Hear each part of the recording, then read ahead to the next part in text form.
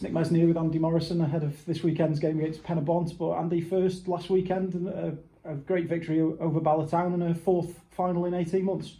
Yeah, it's a reward for winning the semi-final, and again taking every game we play in, very seriously and seeing that our next game is the most important game, and we've done that and followed that pattern and got to a semi-final and come up against a really good Bala team and on the day.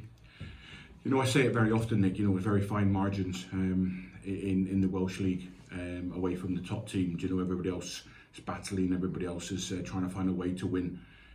But it's more often than not that when those games are nip and tuck, that we seem to find a way to just be on the right side of those thin margins. And again, that game on Saturday was very similar to that. It was the pitch wasn't conducive to moving the ball quickly. Became a little bit of a battle, and we got our nose in front and scored at good times, and then really saw the game out and countered, and a little bit better quality, a quicker pitch on the counter. We probably would have had a few more chances, but delighted with the result and delighted to get to another final, where I think our history now in cup competition shows that it's not just about the league, it's about representing the football club every time you go and play a game of football, and being aware that people are taking notice of that. You don't want to be knocked out early in competitions. You don't want to be knocked out from teams from the league below. You want to keep pushing on, and it's a mark of our professionalism and also our desire and will to win.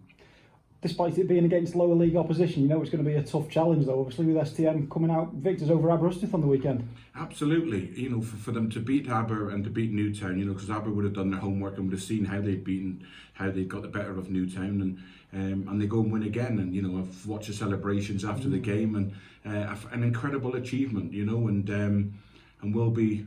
Listen, we're only responsible for our own end and making sure that everything we do is meticulous, our preparation, and we treat them with the utmost respect. After that, it's in the lap of the Lords, but we'll tick every box that's needed to be ticked for going into a final. And yes, obviously we'll be the clear favourites to win the game, but we'll have to come up with a game plan, and we'll have to go about it in the right way. And show them respect, and and hope that we get things right on the night. But as it's already been shown, to win 2 games against Welsh Premier League teams is a fantastic achievement. So we're really looking forward to it, because it's an early chance in the season to get a trophy in the cabinet. And as they're from down South Wales, obviously we head down there this weekend as we face Penybont back in the league after a weekend off last weekend.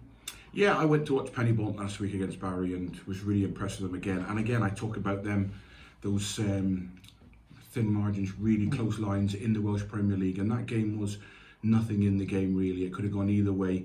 Both evenly matched, both probably the same amount of possession and chances created, and then a set play is the difference that gets Barry in front, and then after that they scored at a terrific time on 46 minutes, and then really that's the game done. Sugar coating at the end with a third goal, and but that's football in general, and the set play was the difference. And we've got to be mindful that every game they played this season, they've been in the games. You take the 2 TNS games, the TNS scored, I think, at the 87th minute to get the win down there.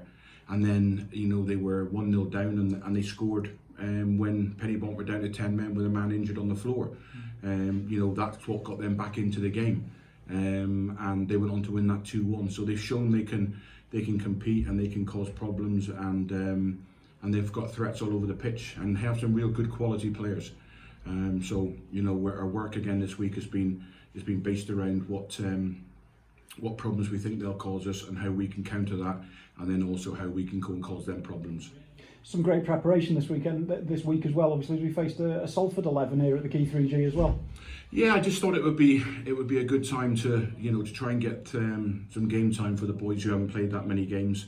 Where Ryan Wignall's come back from a long-term strain and needed to get some minutes under his belt, and John Disney's been out for a couple of weeks, and Nathan Wolfe, and it was absolutely perfect for what we needed. I don't read too much into the result. It was a good win for us, and we played really well. And the players, you come through those, and you're always wary that when you do have a thin squad, you don't want to pick up injuries, but the bigger cause was trying to get minutes into players' legs, and we got that. And it was it was exactly what we needed and exactly what them players needed, you know. And we'll train tonight in our preparation for Penybont, and then we'll train again tomorrow, and we'll be ready for Saturday. So, you know, as I said, the preparation has been perfect. We've ticked all the boxes that need to be ticked. Now we need to go and get a result on Saturday.